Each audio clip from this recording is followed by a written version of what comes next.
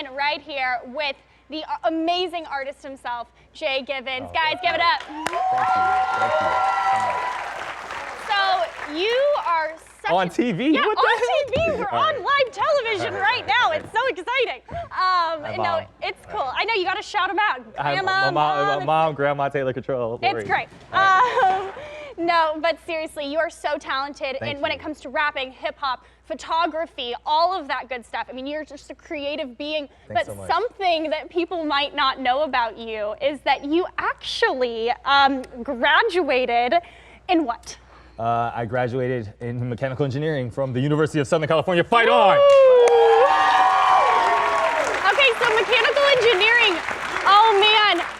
So what does that mean? Like building bridges? Anything that moves. So not bridges. Bridges don't move. Bridges will be civil, like transportation, bridges, causeways, where cars go. That buildings, like that's like civil. Mechanical is like anything that moves. Engines, airplanes, elevators, anything that moves. Okay. So engines. 6 years of engines. 6 years of engines. Well, okay. 5, but if 6 is your story, that's cool too. Just finish. Okay, that's amazing. And I'm just envisioning the amount of math you had to do, and it's just beyond me. But how did a mechanical engineer go from that to rapping? To rapping? I put my music on the internet, and my friend said, dude, this is dope. And I was like, really? And then I said, okay, well, I'm gonna go do an open mic. And I did one, and everyone said, dude, this is dope. And I was like, really? Okay, let me keep going. And it's been 7 years. And I kept going, and I'm here. That's a short version. That's a short version. But something that's cool about you, you talk about growing up in a Christian home. You accepted the Lord at an early age. But in high school and then in college, going to USC, my goodness, a very difficult school. You went on a little bit of a different. At partying or at school? I'm or sure. Football, I'm sure at a lot of it. things. It presents a lot of challenges. But what I'm saying is, you went on a little bit of a different path that took you on a somewhat different trajectory that changed the course of your life for the time being. Tell us a little bit about that. Yeah. Well, I'll say that the path.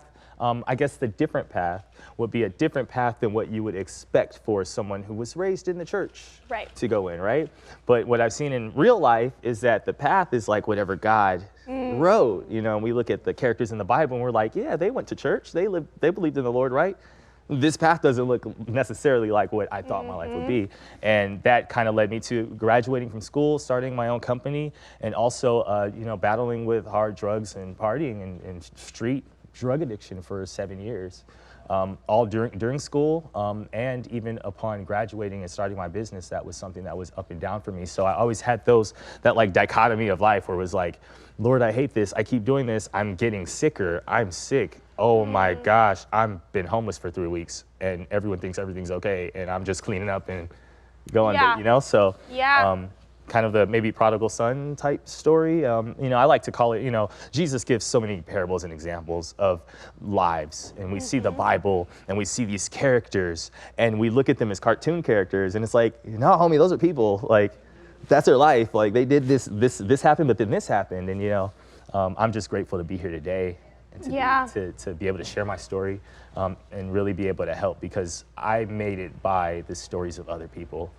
In the present, I think something that you talk about that's so powerful is kind of what you touched on about how so oftentimes we put on this mask that we are doing all right, and that we got God on our side, and that everything's great. And you kind of touch on what it means you called it like a fake Christian, and making sure that we're real and we're vulnerable and we're raw about the struggles that we're going through, and how God's working in our lives daily, and it's a process. It's not necessarily a instant moment. Sometimes it is, but not necessarily. So take us to that moment then, when you kind of felt like you hit maybe rock bottom, or one of your rock bottoms. The bottomest of the rock of bottoms. I think our lives has so many ups and downs and highs and lows, and we kind of judge our rock bottom relative to either someone else's or what we would have imagined that we would, like, I can't believe I'm this low. It's like, did you know you could go lower? Like super low key, right? And so I would say probably the one that's the most important part. And I want to say something about like fake Christian, because I've definitely used that language before, and it's so broad brush to say that. I think, we kind of get the connotation. I think when we look at being a fake Christian, though, it kind of boils down to being an imposter because you're not being yourself. And so like when awesome, cool. Yeah. No, that's cool. That part's cool. Yeah, isn't it great? It's when you got a live cool. audience, Cool. you're like, you know it. All right, awesome, man. Cool. But yeah, like, when you're not being yourself. So really, it was the fear. There was a lot of things that I was just fearful of, as far as that I hated myself for, and I didn't get to look at myself until I was like, almost overdosing, all way out of my brain, just trying to get back home, sitting in a gutter, I guess, for like an hour on an Uber, just trying to figure out how to use it because my brain was so fried, so I could get home. And then I got a chance to really, I don't know, God kind of forced me to confess a lot of stuff to a lot of close people that I was trying to hide from, because I was so, I had academics and I'm good at stuff and blah, blah, blah. And it's like, yeah, I actually suck. This is actually what the laundry list is. Is that okay? And then when like my sister or my mom or my family were like, we love you. It's like, really? Oh, I can just be myself? Okay, Matrix unlocked. All right, cool.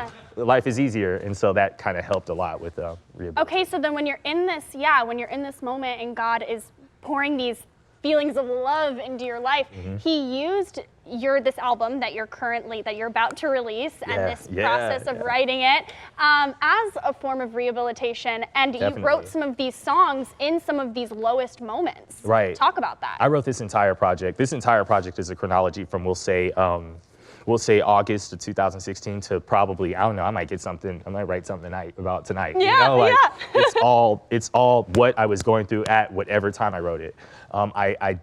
This writing process was great for me because I recorded instead of writing on paper.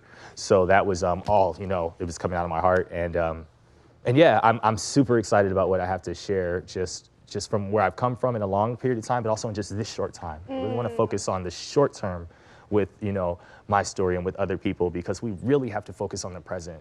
Like the past disappeared and the future never is here. And we're always worried about either one of those two.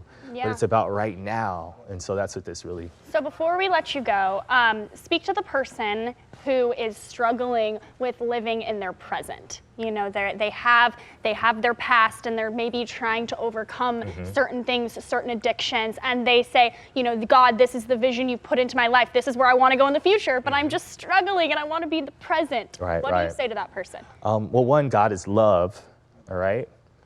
And so how you are, if that person is struggling, the struggle is what it is internally, but among the community, there should be love. And if you don't feel like there's love in it, whatever your struggle is, then don't necessarily judge the person, but just like mirror that to God. Like, wait, that doesn't feel like your love. Okay, I'm not gonna invest in that like right now, because I got to get my stuff together. Two, I would say being yourself and being honest with yourself in the person. I like the person in the mirror, probably about 86% of that person. And it wasn't until it was like 101% that I actually got to see my flaws, my insecurities, lean into them. And then God was able to either shake, prune, or like, I know that's weird, but do that a lot, because I made you like this. And so, and finally tell somebody. That was the biggest thing. The Holy Spirit told me when I was 15, starting out with like, maybe like dabbling in this or dabbling in party or dabbling in drugs. And then it spirals into, marijuana and then hard drugs. He told me, he said, you got to tell somebody what's going on in all these details. And as the details got gorier, it got harder to tell someone, but that was your turning point. That was it. That was August 26th. So good. Okay, well, thank you for sharing your story. JGivens is gonna be performing a little bit later on in the show, so you do not want to miss that.